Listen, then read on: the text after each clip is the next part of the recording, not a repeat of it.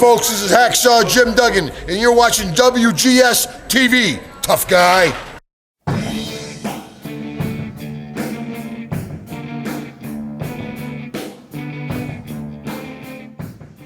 Welcome to another installment of WGS-TV right here on YouTube.com/WrestleGamer and ZFX-TV.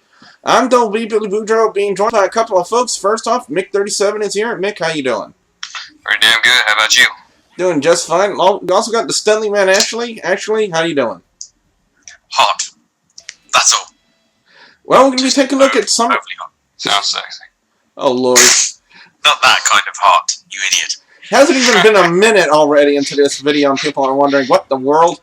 But, we're going to take a look at SummerSlam for the year 2012, and let's start off with the pre-show match. Antonio Cesaro and Santino Marella pretty much went what everyone was going to be thinking of Santino Marella dropping the title to Antonio Cesaro. But now here's the main question, guys. Do you feel that now with the title being on Cesaro instead of Santino, do you think the United States title can become a legit title in the WWE again? Probably not. Why do you mean that?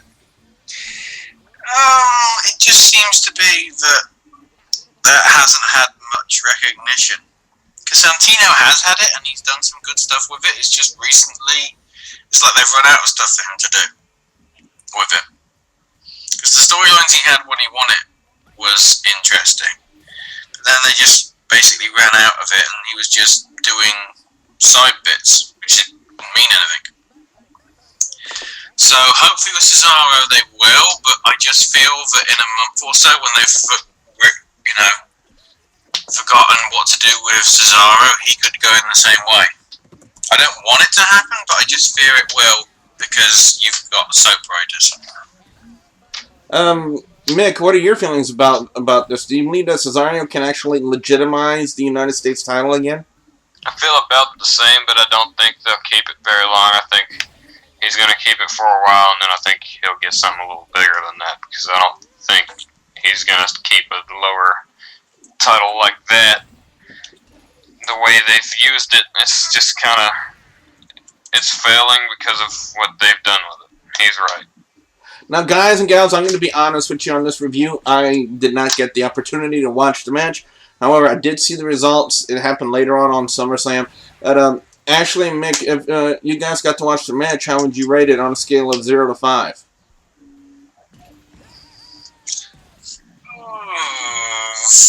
3.5, because it was great to see the crowd marking out like crazy, because they knew it made sense. And then it was like, the crowd is in stunned silence. No, they weren't. They were cheering.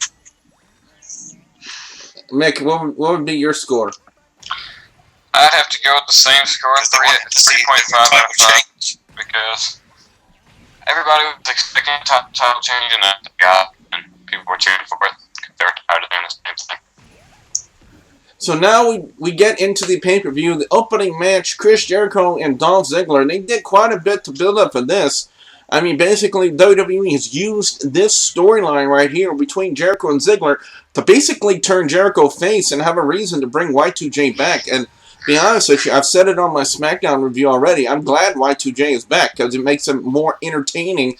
And I'm thinking that if this is possibly Jericho's last run in the WWE, I think he wants to go out as Y2J and not as his heel persona. You know, but that's just my feeling on it. I could be wrong. But as far as this match goes, really interesting match. A lot of build into it. Main storyline behind this, Ziggler kept calling out Jericho, saying that he can't win the big one. And I guess tonight, actually, this matchup, even for an opening match, was a great opening match for SummerSlam. Yeah, it was this. As soon as I saw it was the opening match, I was like, wow, this is amazing. And it was a very good match. They do what it have to do, and also it made sense because then it left you wondering for later on in the night, could Lesnar turn up? So I'd say 4 out of 5 because it was a very good match, especially with the mannerisms that Ziggler was using, Jericho's mannerisms, Jericho was using Ziggler's mannerisms, and the finish with the, why Cole kept calling it the Wars of Jericho when it was clearly the Lion Tamer. Shame on you, Cole. I gotta agree with you. I thought the matchup was very entertaining and a great way to start out a pay-per-view for once. And so, 4 out of 5 from me. Mick, your thoughts? This is definitely a 4 out of 5 to go ahead and start out with my rating. And then, ending it with the Lion Tamer was good. And like I said, that better be in the game.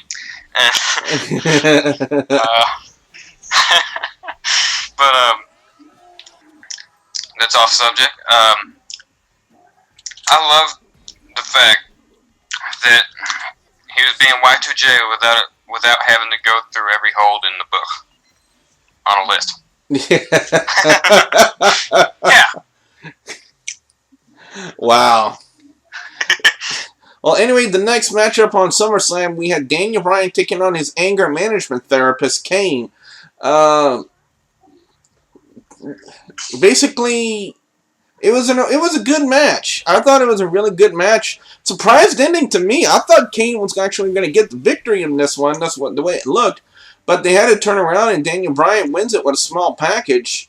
Ashley, I got to ask you, man, your thoughts on the match? Because I really don't know what else to say. Very well put together. It's the typical heel style of match. Gets beaten and then just gets the sneak victory and makes his way out as quick as possible. And what followed after it with, why is it Josh Matthews always comes up at the most inopportune and wrong times? Poor Josh Matthews. Can I get an interview with you? Oh no, you just got thrown over the arena. Brilliant. Ode to Mark Henry. That's all I'm going to say. To Lesnar. He's the last guy that beat the crap out of Matthews. Yeah, the last guy that got tossed like a potato salad was like that poor dude that was at the switchboard, the network switchboard or something like that at ringside, about playing the music, and Mark Henry just tossed him like a sack of potatoes. Now back to the match with Daniel Bryan and Kane. Mick, your thoughts? My thoughts is I'm disappointed because I didn't see Charlie Sheen all over Taste It. Yeah, that's the big thing, too. I mean, Raw 1000, we kind of hear WWE kind of teasing the fact that Charlie Sheen was going to be there at SummerSlam, and we get a no-show George Jones out of Charlie Sheen. I really don't know what to say about that. We had a no-show from him and a showing from Piers Morgan. Why? Who let that dick in the arena? Sorry. Well, let's go on to the next match for the Intercontinental title. The Miz defending against Rey Mysterio, or as we saw tonight, Mysterio. That's all. Yeah. Holy backflaps, Mysterio.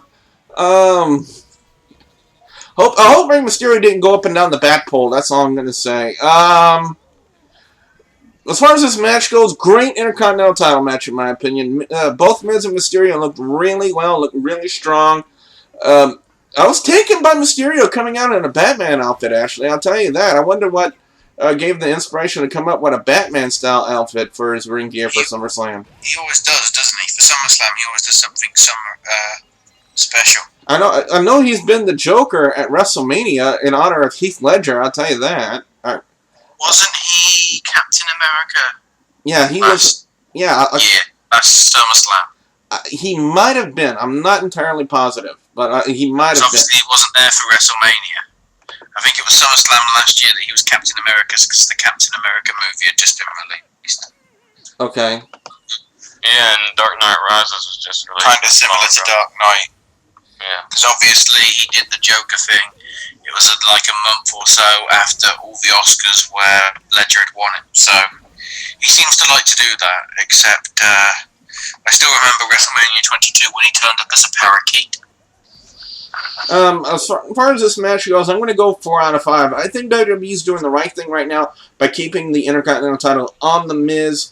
He can only get stronger and stronger as the Intercontinental title, and possibly one day could see him back up on top as the WWE Champion or World Heavyweight Champion. But I think right now the best move for the Intercontinental title is for it to stay on The Miz and just let him run with it and just let him build up that Intercontinental title back to where the status it should be. You know, it hasn't fallen far from grace, in my opinion. But now with The Miz on it, he can actually take it somewhere. I mean, Cody Rhodes, let me say this about Cody Rhodes. He had a great run with the Intercontinental title. People can agree with me or disagree with me. It doesn't matter. This is my opinion.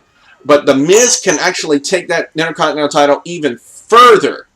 Because The Miz has actually held the big one. He's held the WWE Championship. The WWE has actually trusted him to be their champion for 1 year. And so now they're putting their trust into him to legitimize even more the Intercontinental title. And I think Plus, he needs to have something to make sure the straight-to-DVD release of Marine Homefront doesn't look rubbish. Well, yeah, you got that there. But 4 out of 5 for me on Miz versus Rey Mysterio, Ashley. 4 out of 5, I'd agree. Very good match, which you needed because you didn't want very weak matches on the card. And so, something that's just struck me, which we'll get to later, is something to do with the structure of the matches. Mick, your thoughts on The Miz defeating Rey Mysterio to retain the Intercontinental title? I kind of figured Ray wasn't going to win just because he didn't exactly earn his title shot. He just kind of randomly got one via Twitter. Via Twitter?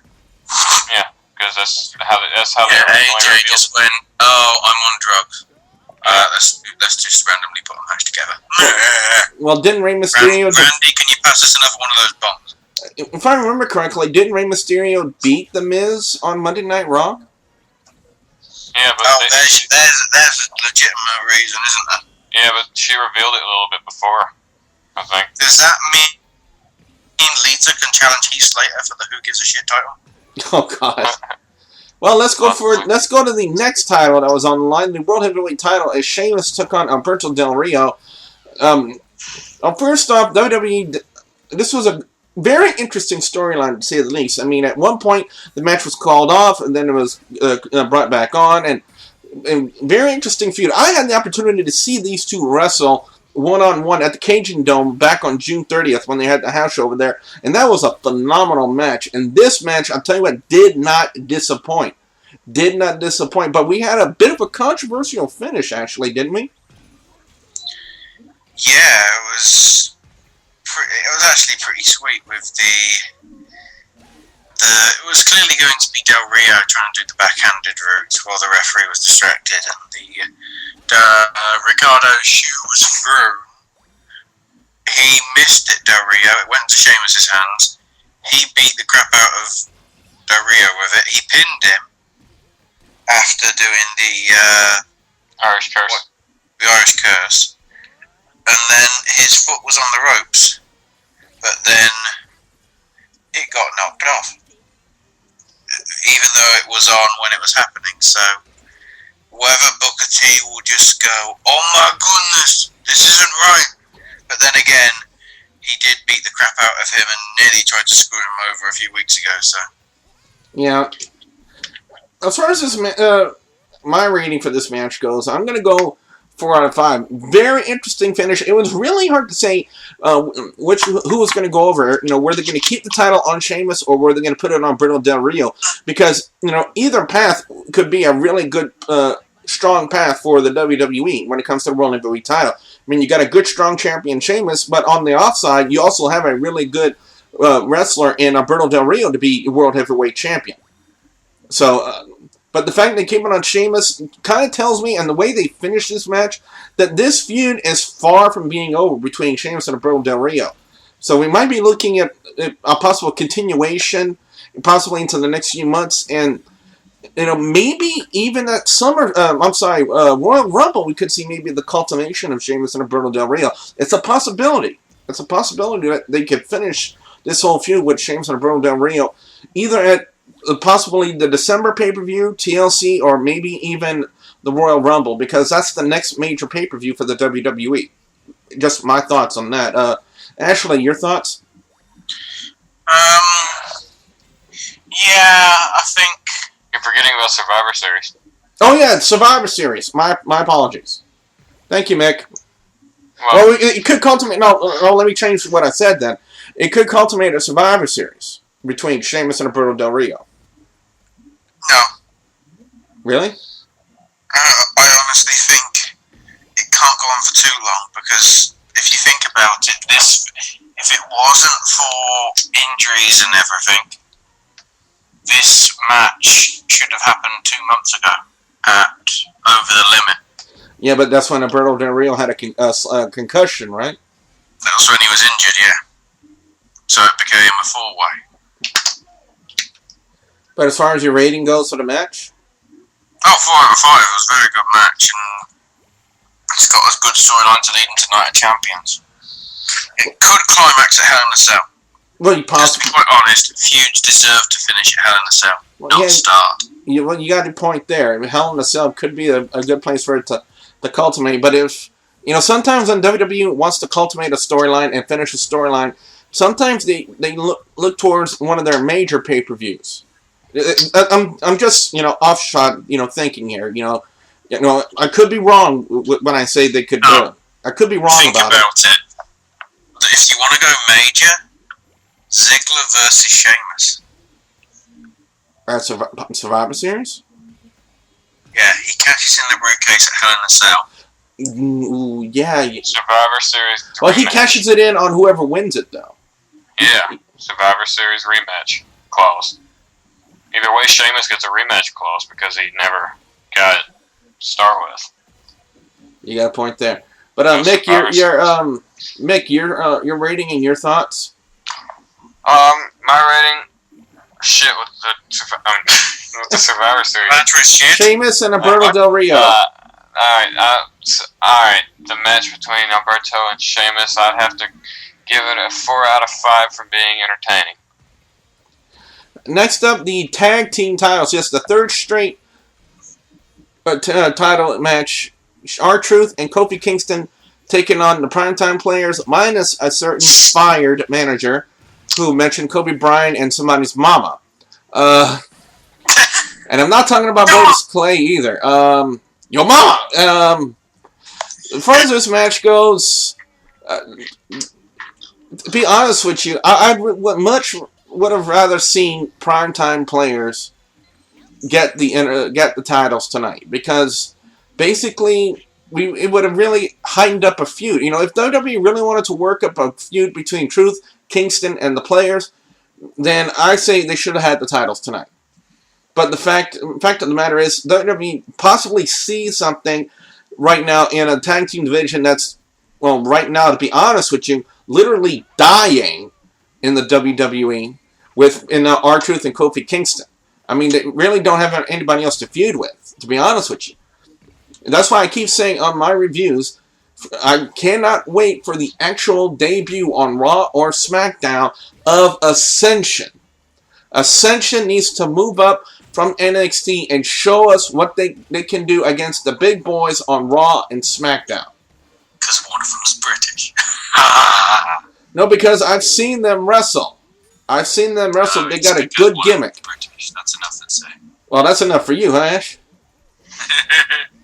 But they got a good gimmick. And they got good in-ring work, and it's just something I want to see. I want to see how the live crowd for Raw and SmackDown would react to this gimmick of Ascension, to be honest with you. So I'm really looking forward to that time when we see Ascension on Raw or SmackDown. But as far as this tag team title match goes, I got to go 3 out of 5 on this one, Ashley. Yeah, I think that they did the wrong move. If it was some kind of way to punish them, I don't see why they should be punished for the uncontrollable mouth of their former manager. So, I'd say 3 out of 5. Hopefully they get the title, because, Triple H is supposedly trying to push the tag teams, but there's no tag teams there, really. Exactly. One that might be worth, after seeing SmackDown last week, that might be worth trying to go against the heel team. Oh, God. Don't say Hawkins and Rex. Sin Cara. Or Mysterio and Sin Cara? Yeah. Possibly. Mysterio's never had a proper... he's had tag team runs, but I think they complement each other. And if you are trying to make Sin Cara the new Mysterio, it'll be, the problem is if you wanted to have a match between the two, one would have to be heel. And the thing is, people would automatically want Sin Cara to be the heel, unless Mysterio went very heelish, which is unlikely because he's already big with the kids. Yes. Mick, in that kind of way. Yeah. Big with the kids. Oh God. Just for clarification. Well, thank you for clarifying that, Ashley. Mick, your thoughts on R-Truth and Kofi Kingston retaining the tag team titles against the Primetime Players? Where the hell are the Usos? Well, he's got a good point there. They're in NXT. Why? But that's besides the point. I like the new theme song for the Primetime Players, but the match gets a 3 out of 5. Millions of dollars. Good thing we did not see that dance tonight. Oh my God. Next up, we had. Did. Oh Lord. Well, I must have missed it. I must have missed it then. But next up, we have the triple threat match for the WWE Championship. Yes, total shocker, everybody. For those of you who did not watch SummerSlam, for the first time in 2012, we have a WWE pay-per-view where John Cena is not the main event. Now, don't get me wrong. I'm a fan of the guy. I like his in-ring work. I like his ethics and everything he's done. But there's just only so much of the guy we can see in the main event at pay-per-view after pay-per-view after pay-per-view. I mean, give me a freaking break. Well, let's just say it was a refreshing change, to be honest with you. But as far as this triple threat match goes, the major spot we really got to mention in the review is the fact that it was Punk and it was Cena. They both had a submission on the Big Show. Big Show taps out, and we're left up in the air who wins. I mean, Cena had the SDF. Punk had a variation of a submission move that Christopher Daniels, used in Ring of Honor. That's what you said, right, Mick? Yeah. So he had a variation of that, and Big Show tapped out. But, two people making one guy tap out, we really don't have a winner in that situation. So AJ comes out and does the only thing that she can do, honestly, and that's restart the match. One thing leads to another. I mean, Big Show did a double choke slam, did not get a pin on any of them. It looked like Big Show was going to go for the WMD, the Weapon of Mass Destruction, or then John Cena ducks it, gets the AA, and next thing you know, CM Punk dumps Cena out the ring, covers the Big Show, gets the 1-2-3, retains the WWE Championship, kind of leading a lot of us to believe that at Royal Rumble, we will see CM Punk versus The Rock. It's possible. Yeah, it's possible, but the way it looks like they're doing it, they seem to be desperately pushing the fact that Cena's going to win in his hometown. Yeah, because the Night of Champions win in their hometown, but the last guy to really do it big time was Punk. This time last year, roughly, with Money in the Bank. But at next month's pay-per-view, Night of Champions, they're in Boston. That's Cena's hometown. Exactly. It's very rare for the hometown guy to go over, but I just think they could. Well, prime example of a hometown boy not going over, I can think back to Unforgiven, the TLC match between Edge and John Cena, when John Cena came out the victor and regained the WWE Championship. That's a prime example right there of a hometown guy not getting over. Another hometown guy that never got over, especially in ECW, was poor Mikey Whipwreck. Yes, guys, I do know my ECW. When you come here to WGS-TV, trust me, we know what we're talking about. But as far as this match goes, I got to feel like the Four Horsemen, because I got to throw up another 4. This was a really great triple threat match. Again, there was a lot of speculation on who was going to come out. If I was able to do a breakdown show, if I was able to do one in time, I would have narrowed it down to either Punk or Cena. Big Show, I would have left out of the equation. Because to be honest with you guys, right now in this prime of his career, possibly the WWE Championship would not be a good thing for him. World Heavyweight title, maybe. WWE Championship, I'm not so sure. But I had my pick either to be CM Punk or Cena. Punk retains, a great match, a lot of good stuff. I really love that double submission spot on the Big Show. I thought that was really great. Something we've never seen before. Two guys holding one submission hold, in a triple threat match. That is something that we've never seen before. So, I'm going to go 4 out of 5 on this one, Ashley. Your thoughts? What were we talking about again? CM Punk, John Cena, Big Show. Oh. So I was just getting confused because you said we knew what we were talking about and I didn't. Anyway, just as he makes a face to camera going, damn it. This was a very good match. The clever thing is, you saw a lot of Big Show and Big Show and Cena and Big Show and Punk, but very little Cena and Punk, which seems to be teasing towards what's going to happen next week. And to be quite honest, that was by far match of the year last year, and it's Well, Ashley seems to be having some technical difficulties on Skype, huh, Mick? Yes. match at SummerSlam was pretty damn good as well. All right, you came back. So, you had broken up on us, Ashley. Can you please repeat what you were saying? Okay. 4 out of 5, 4.5 out of 5, because it was very good, very, we might as well call this pay-per-view Summer Swerve, because there's been quite a lot of interesting endings to all these matches. Well, definitely. Mick, your thoughts about CM Punk retaining the WWE Championship against the Big Show and John Cena? Okay, my thoughts. Epic. And my rate, 4.5 out of 5. I said 4 and leave me alone. Now, next up, we come to the featured match. And tell you what, if this match didn't end up being the featured match... What are we talking about? Brock Lesnar and Triple H. Oh, come on. Can't we talk about the singing? The singing? Why do I want to talk about... No fat guy singing. God. And he's not talking about me, just to let everybody know. He's not talking about me. But, no, we're talking about the other fat guy. Some dude named Rudolph something. Kevin Rudolph. Yeah, he was... I don't even know why we should even talk about this. I mean, to me, it was kind of irrelevant. I mean, yeah, he sang the theme to SummerSlam, but I really don't see the point to it. Honestly, I don't see a point to even mentioning that, because, at that point, I just muted the stream and turned on my TV, to be honest with you. Because I really could care, I couldn't have cared less about that thing. Oh my God, you should have heard him. Ah. He was horrible? Yeah, he sucked. He wasn't that good. No, he blew. Well, and sucked. Well, did the crowd boo him at all, man? Because, like I said... booed him.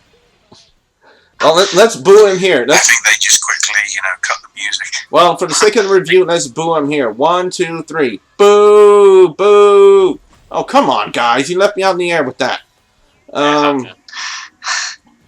Well, now that we've gotten the music guy out of the way, let's talk about the featured match for SummerSlam. And like I was saying before, we got really interrupted by a fat guy singing. If this matchup hadn't been the featured match for SummerSlam, I, for one, would have been pissed, because, they've done so much build into Brock Lesnar and Triple H that there is no other possibility for it to be other than the featured match, the main event for SummerSlam. The main event should have been Ryback. Wow. Feed me more. What? Feed me more what? You've already eaten too much Stegosaurus. Come on. Oh, God. Well, anyway, let's get up to this match. Great. This was an unbelievably, really great match out of Brock Lesnar and Triple H. Ashley, what are your thoughts? Yeah. This was very impressive. Well, no, I wouldn't say it's a very impressive match, because, really, most of the match, Lesnar was just being an MMA fighter. Yeah, I do believe Triple H called him out in the match about that. He's saying that, this is the WWE. This is my house. Yeah. This isn't fighting. Yeah, this isn't UFC. This is WWE. Exactly. Which then the reverse happened after he got laid out pretty badly. But they had an interesting thing as about, Triple H's arm versus the stomach of Lesnar. Oh, jeez. which was nice, but then the finish was good, and then, which was again a swerve finish, but then it swerved massively at the end by what happened, but I think I'll let Mick or Billy talk about that, because, rating I'll give in a minute, but damn. The swerve finish that actually is referring to is the fact that Triple H executed the pedigree for the second time in the match. We're thinking Lesnar is passed out. Then again, Lesnar reverses everything into the Kimura lock, or as Ashley now likes to call it, the...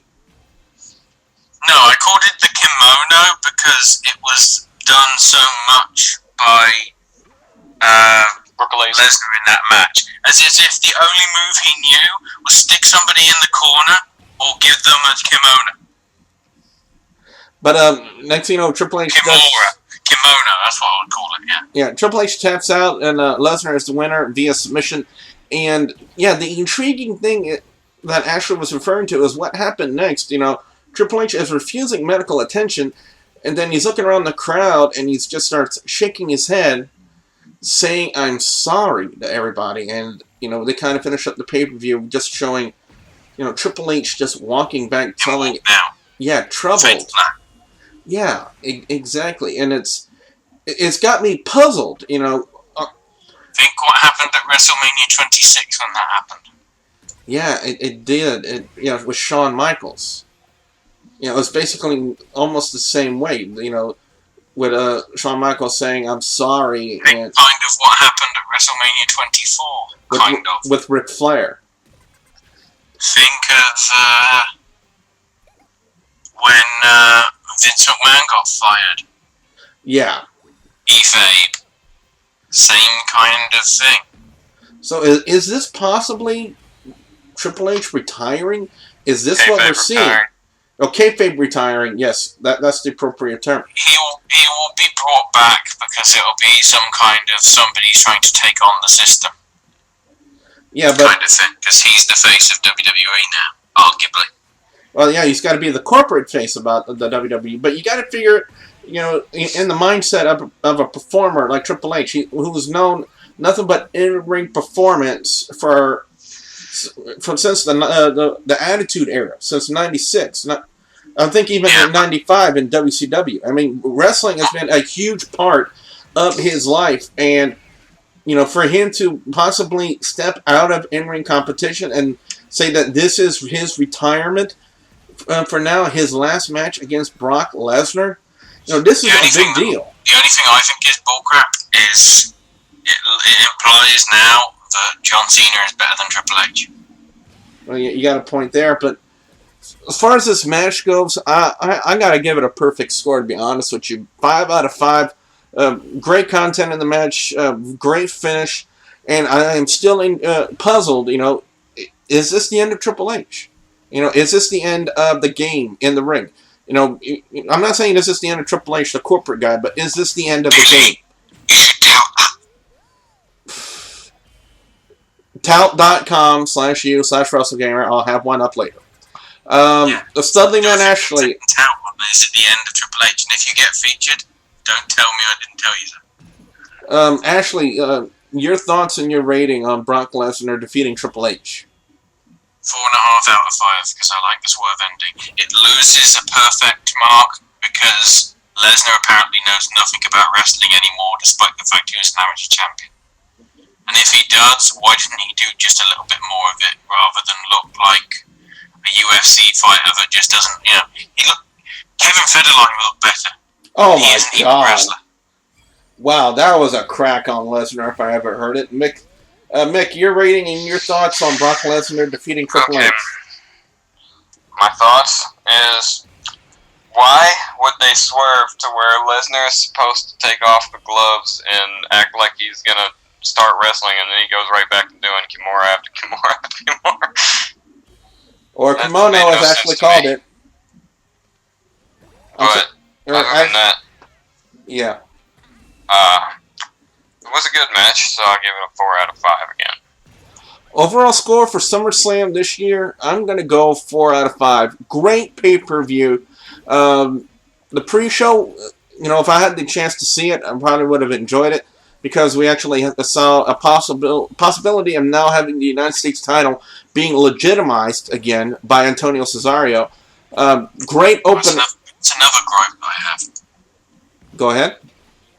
Well, for the last couple of pay-per-views, the matches haven't been released on DVD or Blu-ray of the pre-show. Really? Yes. The 20-man Battle Royal match to decide who was going to face Cody for the Intercontinental title a few months back. Nowhere.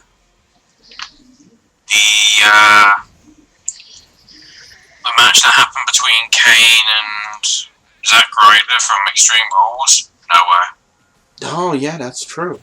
The only one that did is WrestleMania, but that's because basically It's WrestleMania. it's WrestleMania, and that's always happened over the last few years. But you know, why is this hatred for that kind of thing when people want to see everything? Because the context as well doesn't make sense. I think they're not even going to do it for SummerSlam because you noticed everything that happened on YouTube. They showed you it in the pay-per-view itself. Yeah. They showed you the Triple H taping his hands, and they showed you the crux of the match. Also, Antonio, don't say that you are the epitome of greatness, because that's somebody else's catchphrase, and we don't want another "this is my catchphrase" storyline after Punk and Jericho did it. Just saying. But anyway, overall, great pay-per-view. Loved the opening with Jericho and Ziggler. Daniel Bryan and Kane, great match. Great Intercontinental title match with Miz and Rey Mysterio. Sheamus and Alberto Del Rio, great World Heavyweight Championship match. I can't wait to see where they take it from here with that controversial finish. Archer, Kofi Kingston, Primetime Players, But the WWE Triple Threat match, great championship match with Punk, Cena, and Big Show, and a great finish with Lesnar and Triple H. And again, is the game retiring? You know, is the game finished with in-ring competition? I don't know. Hard to say. Actually, your overall thoughts and score on SummerSlam? Overall, it's a full, top pushing possibly a 4.5, because although not all the matches were perfect and some getting 3 out of 5, it was good to see, one, a decent set of matches over the card for a WWE pay-per-view, and two, most notably, no matches were added. Yeah. Every single match that was billed to be advertised to happen, happened. There was no, oh look, Tensai's here ready for a match. Oh look, Brodus is here for a match. Oh look, Ryback's here for a match. It was just those matches. Okay, it's because you had commercials and sponsors and stuff, but you always get that in SummerSlam. And also, Kevin Rudolph, learn how to sing live properly. Yeah, you gotta. And also, why did you name yourself after a reindeer? Just saying. So basically, to you, actually, tonight, it felt like a WWE pay-per-view and not a WCW pay-per-view. No, it felt more like a WWF pay-per-view, not a WWE. The WWE, the only times that it's been good this year so far has probably been Extreme Rules and this. Mick37, your overall thoughts and score on SummerSlam? He's right, and my score has got to be 4 1/3. 4.3. 4.3. 4.3 reoccurring. Yeah, because I can't think of a better number. Wow. Yeah. Well, what we want to know from you guys out there, the viewers and subscribers, your thoughts on SummerSlam if you had the opportunity to watch it. Give us your thoughts below. You know, do you agree with our ratings, or do you have a different rating, and if so, why? Again, we'd love to hear back from you. Don't forget to please subscribe to youtube.com/WrestleGamer and youtube.com/ZFXTV Network. Please also don't forget to check me out on tout.com/you/WrestleGamer. Don't forget to like and favorite this video. Ashley and Mick, any last words? Winning Jism. Last words. Okay. So, with that being said, for the Studly Man Ashley and Mick37. Said any last words? Well, yeah, you got me there. So, with that being said, I'm Double B Billy Boudreaux, saying thank you very much for watching. Tin whistles are made of tin. Tin ones with the big fog ones out.